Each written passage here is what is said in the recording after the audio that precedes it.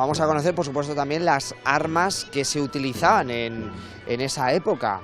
¿Qué tal? ¿Cómo estamos? Armas para todo, pero sobre todo para combatir al enemigo. Sí, bueno, sí, las armas en esta época simplemente se utilizaban, pues, efectivamente, para combatir al enemigo y también simulan un estatus. Tener cierto tipo de armas es un estatus para la persona que lo lleva, puesto que las armas son caras en esta época. Nosotros aquí tenemos, mira, como podéis ver, un expositor de evolución de armas de la época visigoda, tanto de defensa como pueden ser escudos y espadas. Tenemos diferentes tipos de espadas, que es un poco una evolución en la época. Por ejemplo, esta espada que podemos enseñar es más antigua. Esta es una evolución de la espada romana, una espada que utilizaban los romanos de caballería. Si veis, es de madera lo que es el mango, es una espada muy larga, que se utiliza para llevar con la caballería y tajar. Y en base a estas armas van evolucionando hasta estas otras armas que se llaman tipo sándwich por la empuñadura, porque si os dais cuenta tiene madera y metal, como si fueran sándwich, y son mucho más resistentes. Son armas de la época de las migraciones, de época visigoda. Entonces nuestros antepasados la utilizaban. Entonces nosotros aquí tenemos réplicas exactas de las armas que se utilizaban en esta época de defensa. Nos decías que también indicaba un poco el estatus de la persona que lo llevaba. Por ejemplo, a ver, cuéntame un poco así. Una espada, por decirlo de alguna manera, es un arma muy cara. Tiene mucho metal, en esta época el metal es caro, entonces es un arma que cuesta mucho dinero, tanto hacerla, una espada que sea buena, que sea flexible, que sirva para el combate, es un arma bastante cara, entonces muy poquita gente se la podía permitir. Todo el mundo identifica la Edad Media y el caballero, por decirlo de alguna manera, con la espada. En cambio, el arma más común que podían utilizar sería un hacha. ¿Por qué? Porque un hacha tiene muy poquito metal, con lo cual es más fácil de hacer, es más barata y aparte esto es una herramienta. Igual que sirve. Que sería esto entonces casi como un arma de los pobres, ¿no? Por decirlo de alguna manera, la mayoría de los soldados iban con armas y con lanzas, que en este caso aquí no tenemos ninguna porque con el viento que ha hecho, como habéis visto, se caen. Las lanzas es igual, es un ástil de madera con muy poquito metal y es un arma muy fácil para la gente de empezar a utilizarla y barata. En cambio, una espada, por ejemplo esta, si la puedo sacar, aparte que tiene una ornamentación ya bastante bonita, con su funda, si os dais cuenta, tiene mucho metal. Este arma indica un estatus, es metal, cuesta hacerlo, hay que hacerla muy bien para que sea flexible, no sea resistente en el combate, entonces está indicando de, bueno, soy una persona adinerada, tengo una espada, poca gente se lo podía permitir. Entonces, el arma más común eran las lanzas, hachas y estos pequeños. Luego tenemos estos pequeños cuchillos, se llaman sacs, scramasacs, que si os dais cuenta, no es un arma como muy útil, no tiene empuñadura. ¿Para qué servía entonces? Aparte de servir para defenderte, que sirve, en las sociedades de origen germánico, como puede ser como es la visigoda, solamente podían llevar armas los hombres libres. Entonces, al llevar un arma, yo ya estoy indicando de este tipo que soy un hombre libre, que ya no soy un esclavo. Todo el mundo en un combate lo que tiene miedo es a morir, a que le maten. Entonces, ¿qué buscas? Los combates son que sean conservadores y buscas una protección. Entonces, la principal protección que tenemos es el escudo. Un escudo que está hecho de madera, son tiras de maderas, con una protección central que se llama umbo, puesto que el escudo se agarra, es un escudo que va de agarre, forrado en tela y luego con cuero cosido para proteger el borde.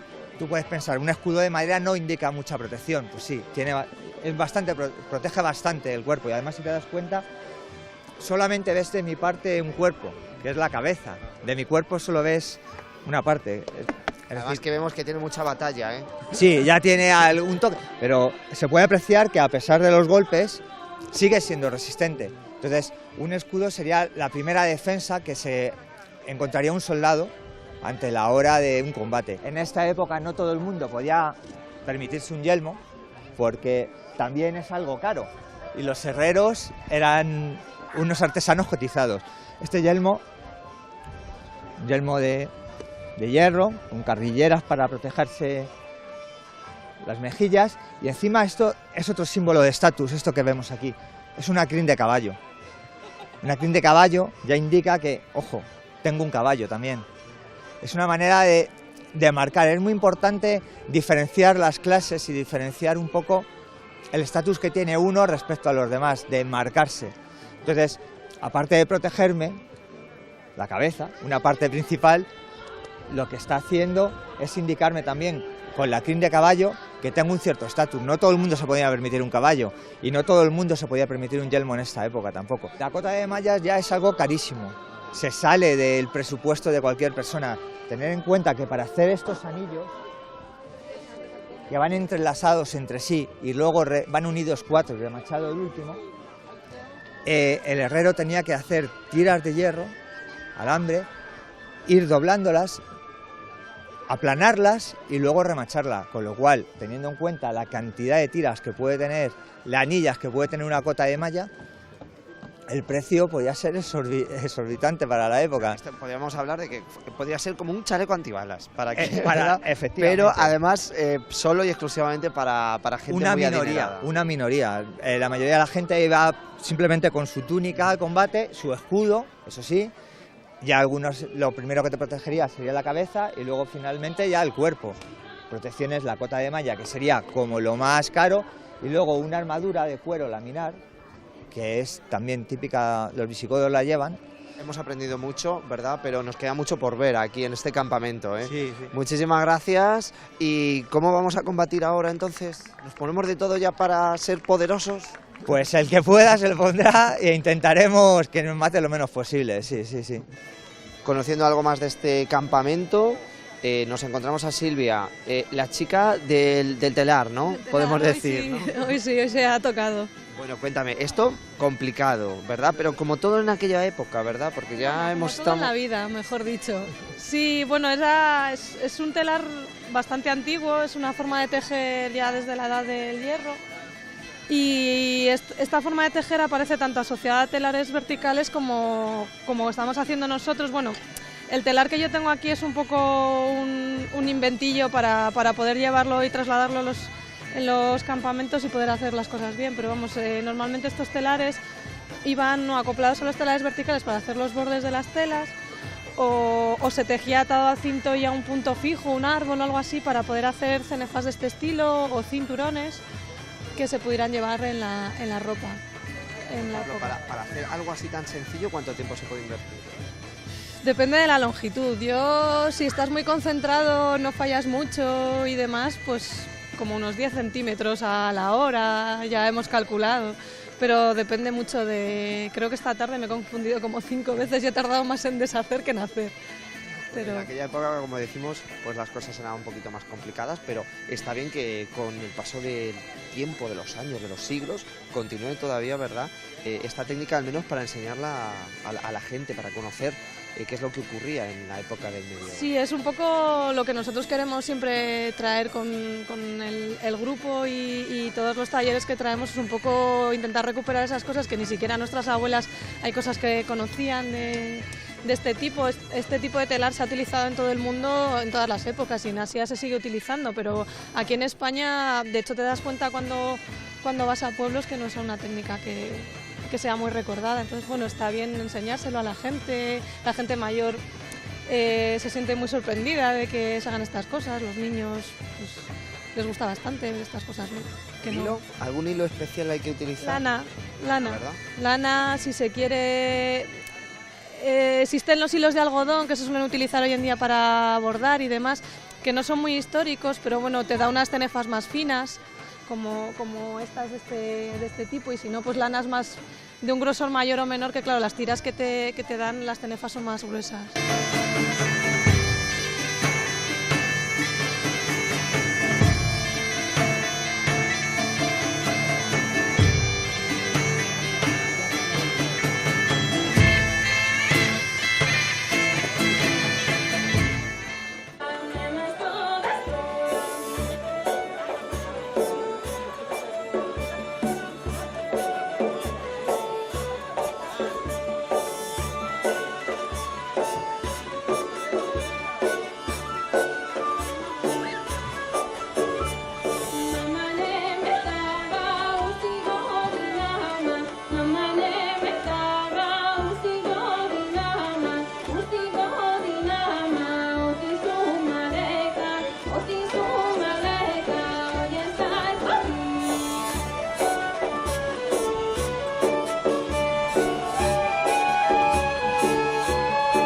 La participación de los vecinos de Guadamur es esencial, ¿verdad? Sí, sí, sí, Claro. sí. Aquí colaboramos en todo colaboramos. Somos Bueno, muy... ¿se han hecho ustedes incluso Nosotros hemos ¿sí? hecho el traje con nuestras manos. Sí. Todo nos lo hemos hecho, todo. Lo hemos hecho los jubilados. Ajá. Los jubilados, sí. Muy bien. Y han estado, ¿verdad?, participando Nosotros participamos en todo. Y lo que hay en la plaza puesto, que lo habrán visto, también lo hemos hecho nosotros. También lo hemos hecho nosotros. Todo eso lo hemos hecho nosotros. O sea, muy activos, Sí, ¿no? sí, sí, siempre estamos haciendo cosas, siempre. Y hemos tenido también un mercadillo, hay un puesto de cosas hechas por nosotras, muy bien, muy bien. Entretenidas que están, Entretenidas y pasamos el tiempo. ¿verdad? Muy bien. Porque ya pocos años nos pueden quedar, que somos muy mayores, tenemos muchos Mucho, años, nunca se sabe. muchos años tenemos ya, muchos años. Venga, Somos los más viejos de todos. Muchísimas gracias. Gracias a ustedes. Para ambientar estas jornadas visigodas, evidentemente también la música es muy importante, acompañando en cada momento, en los momentos del entierro del rey, de la proclamación del nuevo rey. Estáis en todos los momentos. Sí, la verdad que sí, porque al final la música es una parte diaria de la vida, tanto ahora como entonces. Entonces, si lo que queremos es recrear unas fiestas visigodas, pues también tenemos que tener música que recree ese ambiente. Bueno, formáis parte de Recuateatro, ¿verdad? Estáis aquí también participando de una forma muy especial en esta jornada. Sí, colaboramos con ellos en algunas ocasiones, en este caso aquí en Guadamur, también en otros proyectos que tienen de teatro en la calle, de teatro histórico. Y bueno, para nosotros es una experiencia bastante agradable porque siempre trabajan bien y nosotros nos sentimos a gusto haciendo esto aquí en la calle con ellos. Las piezas, al igual que ahora, ¿verdad?, también había piezas que eran muy conocidas y que también se tocaban en ese momento. ¿Cuáles son esas piezas y cuál es la música que por aquel entonces se escuchaba? Bueno, realmente de la época visigoda no queda una constancia muy definida del tipo, o sea, la música concreta que se hacía, ¿no? Más nos ha llegado quizás de posteriores momentos, posteriores épocas, sobre todo con las cantigas de Alfonso X. Y bueno, los instrumentos, por ejemplo, pues nos llegan a través de esculturas que se encuentran en edificios, normalmente iglesias o catedrales, y a partir de ahí pues se reproducen estos instrumentos y se intenta pues eso, hacer las melodías y las canciones que se harían en aquella época, pero bueno, todo es un poco imaginario, ¿no? O sea, se intenta investigar, indagar y hacerlo lo más fidedigno posible, pero... Siglo arriba, siglo abajo, más o menos esta era la música que por aquel entonces se escuchaba. ¿Qué, eran piezas alegres, tristes? ¿Cómo podríamos definirlas? Bueno, hay de todo. Normalmente la música se hace pues como... la música es el retrato de la sociedad, ¿no? Entonces, pues bueno, en aquella época pues se utilizaba mucho para recitar, entonces pues hacían con letras de la actualidad, de momentos históricos y al mismo tiempo pues también para alegrar bailes, para amenizar festejos y ocasiones. Esto en el fondo también tiene que gustar, ¿verdad? Porque aparte de, bueno, tenéis toda esa formación de música y todo eso, pero al final también tiene que gustar mucho, ¿verdad? Claro, sí, es una vocación o un sentimiento que llevas dentro, que quieres expresar y compartir con la gente. En nuestro caso es investigar músicas tradicionales o históricas y bueno, si nosotros viniendo del mundo del folk, sobre todo los instrumentos que usamos tradicionales y claro que nos gusta mucho, le dedicamos mucho tiempo y al final se convierte en una forma de vida y de entender un poco la música también. Es una forma, como dices, de entender la música.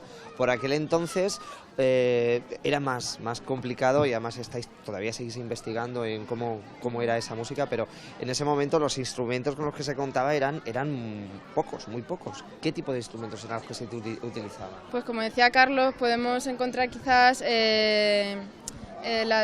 los documentos que podemos encontrar pueden ser de las iglesias o los dibujos que podemos encontrar en los diferentes documentos que nos llegan ahora de siglos atrás.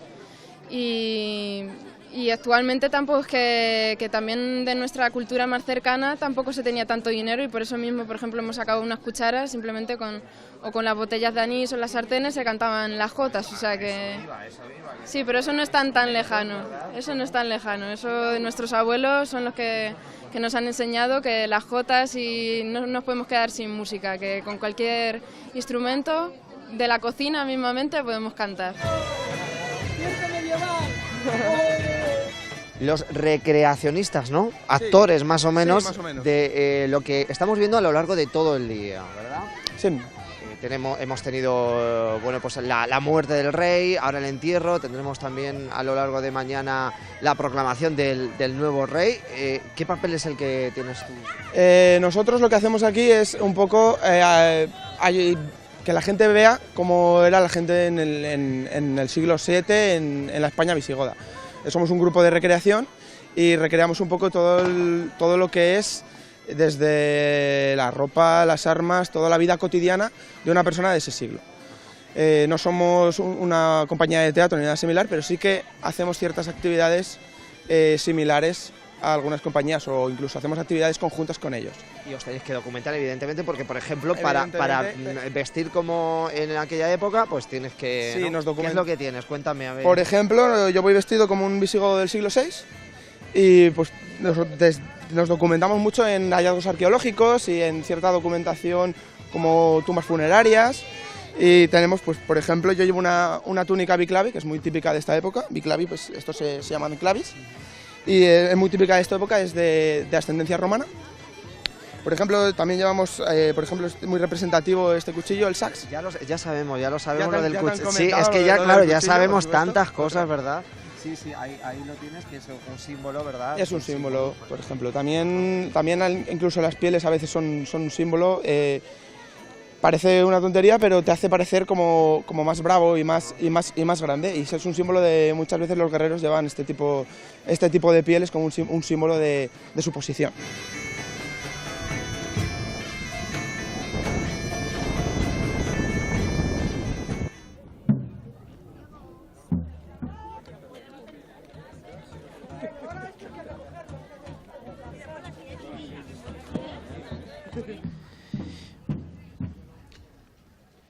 Y a estas horas de la noche es el momento de representar el entierro del rey. La comitiva va detrás, muchos vecinos están además siendo los protagonistas porque ellos también vienen ataviados con los trajes y el vestuario típico de aquella época del siglo VII. El rey ha muerto y esta es la forma de realizar este entierro, un entierro visigodo.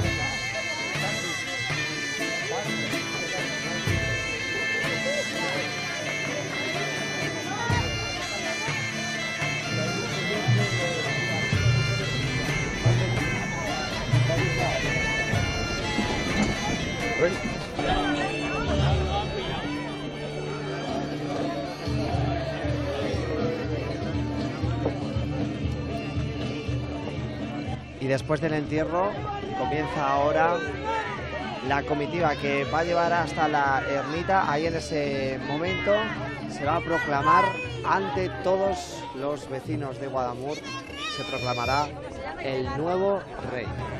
¡Viva el rey! ¡Larga vida de este rey!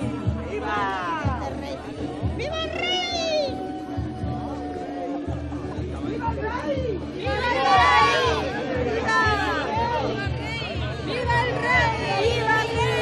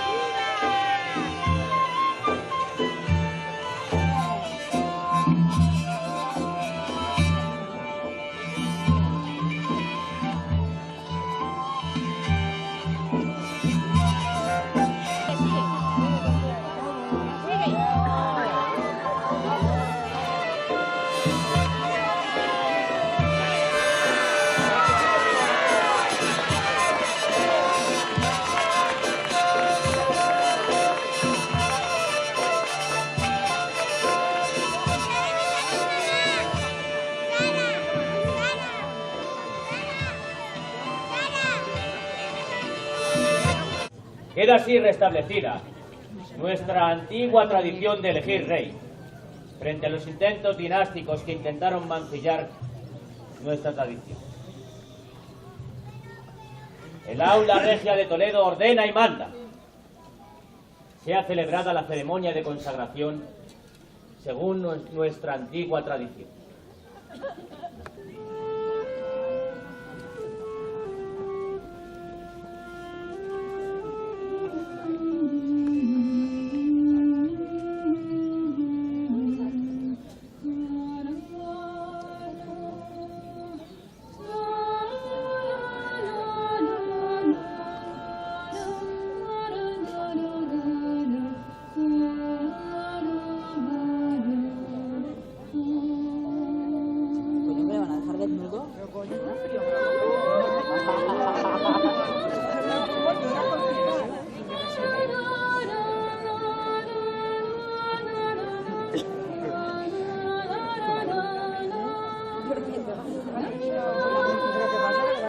Sea ungido con el óleo.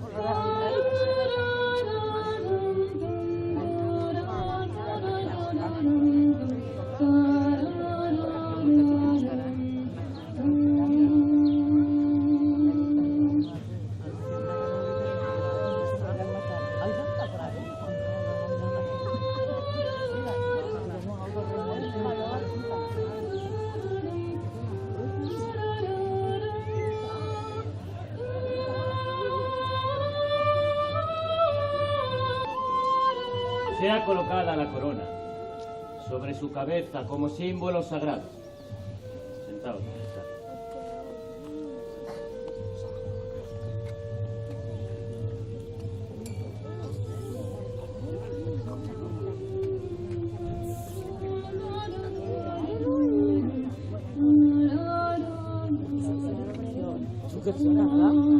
¡Viva el rey Hildegardo! ¡Viva!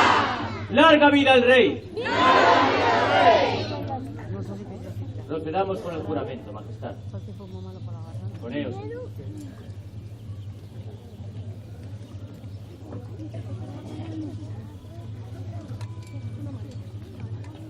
Hildegardo, ¿juráis defender el reino de Toledo con vuestra propia vida?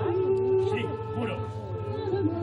Hildegardo, ¿juráis legislar en defensa de nuestras tradiciones y en defensa de vuestros súbditos? Sí, juro.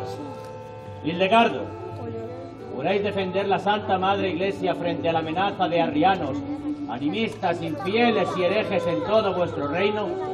Sí, juro.